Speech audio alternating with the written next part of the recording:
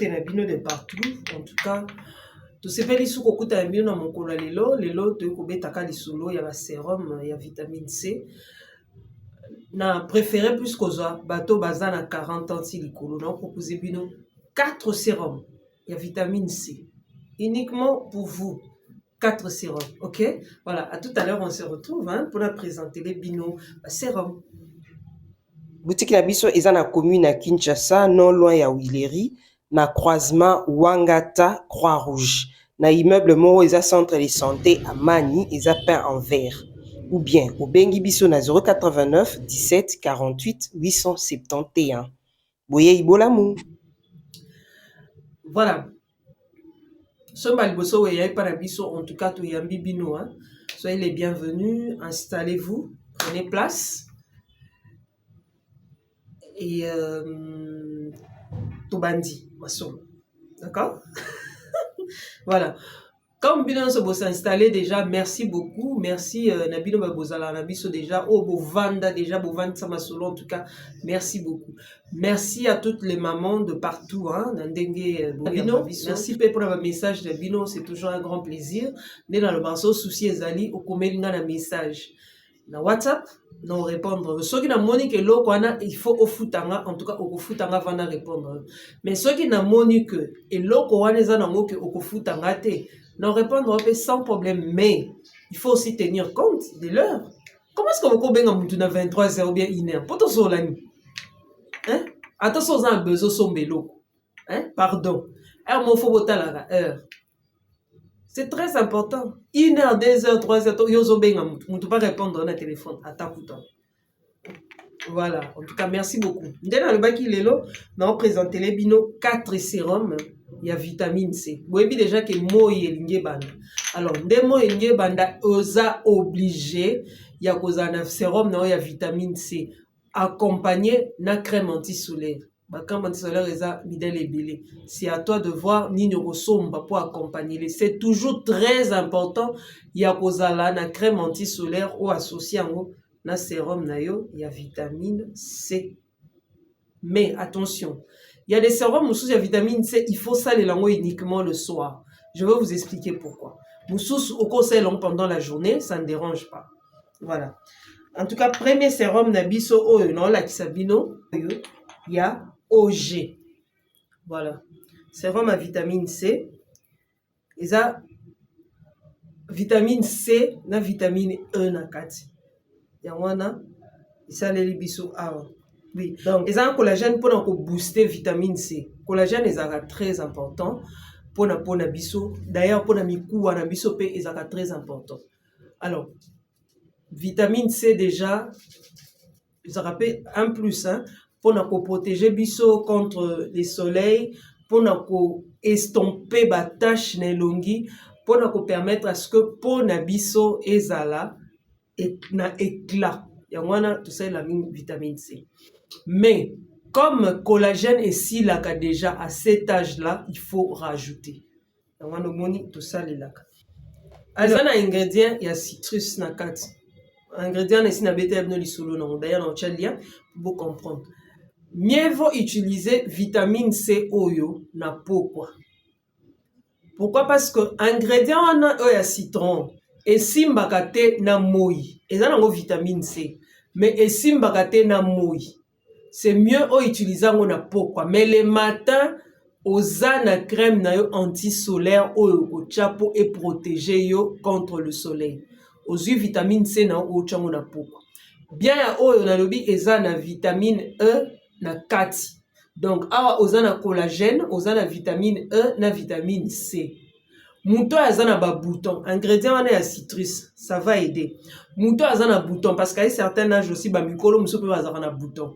Alors, ce qu'on sait là, vitamine O, c'est vraiment à vitamine O, hein? C'est vraiment OG, marque O. Et qu'on aide et permettre à ce que estomper la tâche et empêcher le signe de vieillissement et bima et permettre à ce que le bouton et koufa. Ce qu'on sait là, mais à utiliser uniquement le soir. Deuxième sérum nabiso o tozanango eza ya docteur Rachel. Docteur Rachel est bien parce que ils a anti-âge aussi hein. eza na acide hyaluronique. Acide hyaluronique efacilitaka pénétration ya hydratation na nzoto.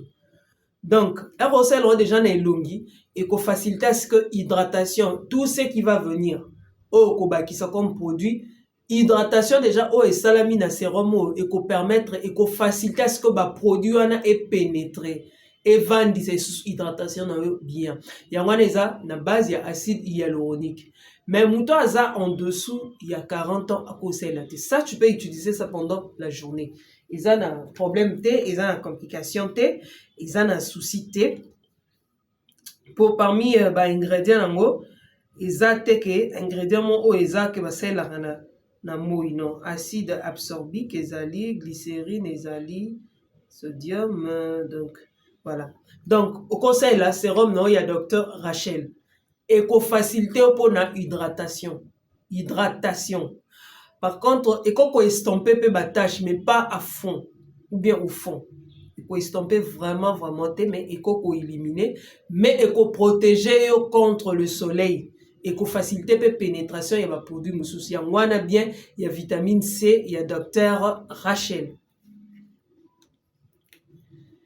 Troisièmement, dans la vitamine C, il y a Garnier.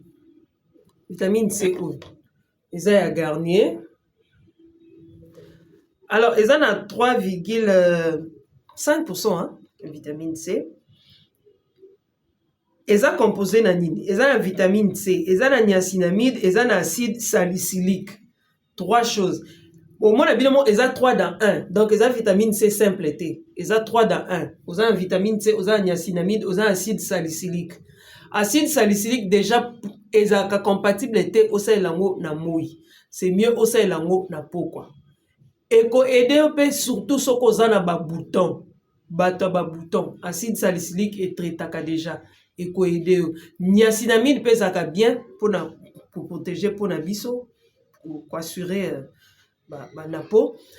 Na vitamine C, mouton azana tampon, ce qui ont salé lango, c'est mieux. Mouton azana tampon à cause de lango, mais à utiliser uniquement le soir. Pas pendant la journée. La journée, aux huiles crème nayo anti-solaire ou eko permettre yo aux à la protéger contre le soleil. Malgré que okocha sérum nayo, il y a vitamine C, il y a niacinamide. C'est très important. Quatrième sérum nabiso yango.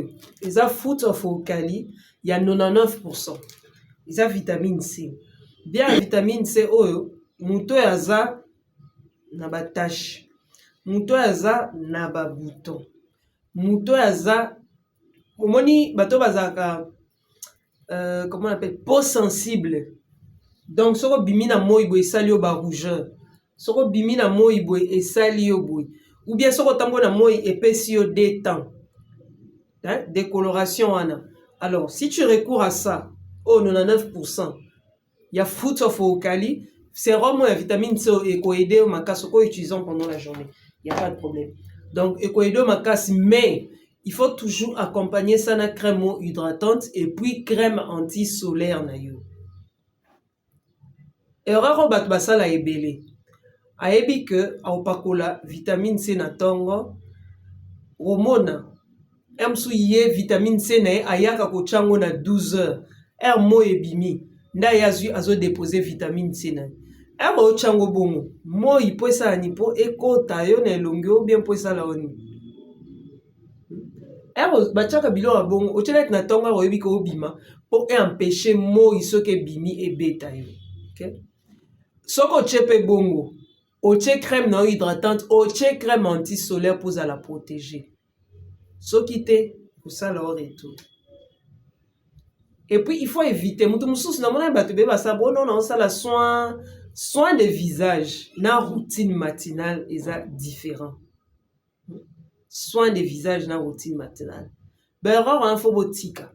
Ba ça la soin de visage te à partir de 8h ti au mati. Moye bimi. Ba ça la soin de visage avant heure wana, avant les lever à soleil. Et puis na coucher à soleil. Mais erreur en ba te beba au sala, OK, na salon de coiffure. Ba salon à 2 balles, na ba salon malgré que ça salon il y a son dernier mais ou permettre que muta fongolo ba madusu ya elongi na moi. Eza make-up te. make-up est différent. Make-up bako démaquiller, bako longolo na eau micellaire, pas de problème. Est différent na soin de visage. Soin de visage ba fongola ka ba port ba maduso nyonso zaka na ilongi po salité bima. Okoko fongola ngo na moite. Yango mona ba so alinya bala kendaki basala ke soin ba fongoli ba madusu ya ilongi na moi makasi boye. Ala zui su biloko eza éclaircissant che azui su make-up na e a che na ilongi. Yango mona ko après mariage elongi ba bouton belé boye muta baby boye na bobi avant mariage muta baby tout ça là parce que au fongola ki ba madusu ya elongi. Soko fongoli madusu no elongi. Et c'est nga koza na pio. Opakola crème na hydratante yango ndo osalela okosalela fond de teinte. Fond de teinte, poudre blanche oui, sans alcool. Sans alcool. Donc, erreur à battre basala. On a coûté un client dans un moko. Aïe, ça n'a pas qu'un qui a fait que Dubaï, basala qui a soin. T'as su qu'on a zone, na komi kuna, moi, kuna tambo les a qui pété ba bouton. Mais effectivement, yo aucun débat fongolo et longi, na moi. Après, yo ki o tamboli. Donc, basali et soin de visage na moi, na pourquoi, à quel Dubaï, na moi à Dubaï, à zonge longi, et c'est pas l'ici épée. Alors qu'à sera ba bouton té et puis ba bouton ouais ça là qui peut longue. Alors il faut éviter ndenge mona ba produit non et aussi la produit ko linga te ko zo produit o ba ibise lo ka ba bi ke za vitamine C yo na sa moi makasi outi ko sokola bato ba sokola ba 11h 12h 13h na sa moi azui a mami kisi yango na elongi azui crème a che azarape na anti-solaire te. Et puis si on peut merci. On va faute ça produit te. Et ça les lindé. Boti kabisali la elongi. Eza miroir. Bi pakola bi tchacha. Attention.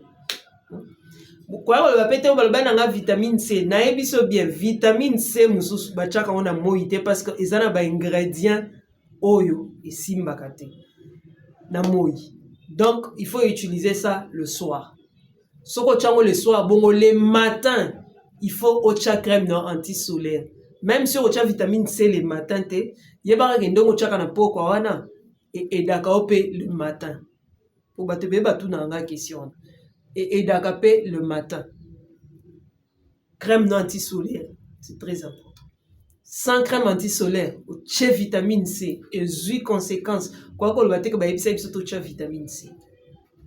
Po bolingi osomba te maboko eleki bino makasi mingi maboko eleki makasi o biloko ebele boye c'est très important pona yo maboko eleki makasi mais olingi ozala kitoko olingi opesa éclat olingi ongenga oyebi kodepense te yo dépense na yo ezalaka kaka ya kotelisa nzoto mais ya koprotege nzoto no dépense ezalaka te sikoyo olela nini vandaka na elongi ana ekomi lokola koko yeba kodepense donc luka vitamine C na yo luka crème hydratante à jour mo ese bandi o luki crème anti-solaire so ozana kinu bioza RDC mo e bandi mo e kishasa pe ekoma makasi donc biloko na nyonso misata vont bima tika ko pakwa biloko no éclaircissant na moi luka ba crème hydratante eza moins cher pakolaka o etokisaka effectivement etokisaka parce que eza loko che mai na moto etoka donc malili na moi yango na ozotokaka yango moni otokaka bon et c'est très important pour ta peau et ta santé. Alors on se voit prochainement. N'oublie pas de t'abonner.